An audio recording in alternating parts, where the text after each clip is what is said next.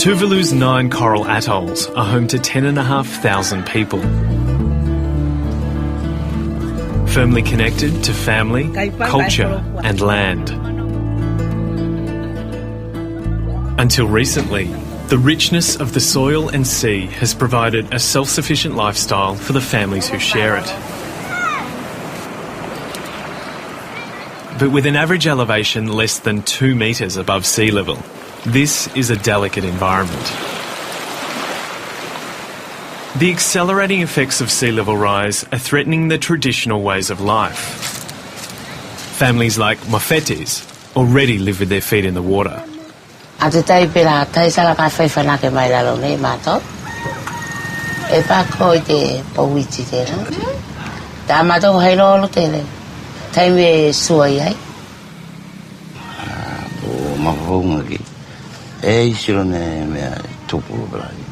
Fata con matene era me pocotia nei mato azu con bola ila tano mapera atene itam faya tu te mo puna ko te me ke maole he olanga to ka mali mo se mo na olanga ka ti de na te.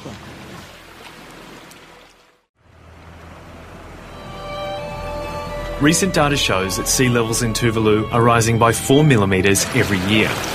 A very small change is really significant for us. 1 centimetre of sea level rise to others is small, but to Tuvalu, because we are so low-lying, that's big. Because of Tuvalu's porous coral base, it's becoming more common for saltwater to seep up through the centre of the islands during high tide. The increasing salinity of this groundwater is forcing many families to abandon once fertile plots. Others struggle on.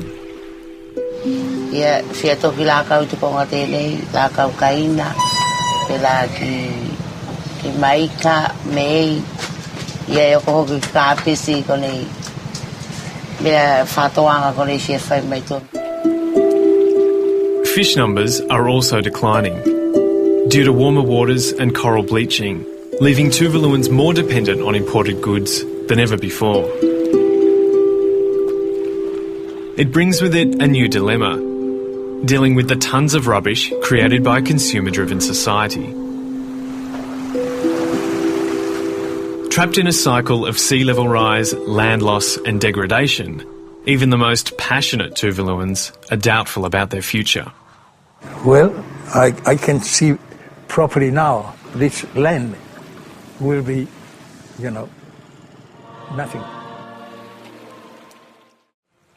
Facing the threat of losing the thing most important to them, Tuvaluans are trying to deal with this situation as best they can, raising houses and gardens above the water table and trialling salt-resistant crops. Man-made seawalls help support and even reclaim land, while communities are planting mangroves to encourage fish breeding and prevent soil erosion. I think we just have to get more land and put soil on top. Be innovative and be adaptive, and think of ways to actually, build on the good, that you can actually change things to the better. Most Tuvaluans understand the scientific reality, but a minority of churchgoers believe God will save them, citing a covenant he made with Noah, promising no more floods. I have to tell my people that climate change is real. What is happening today is because of the human activities. But sometimes people think that it's the end is coming. But it's not the right way to say that. It's not the end. But it's a wake-up call to us.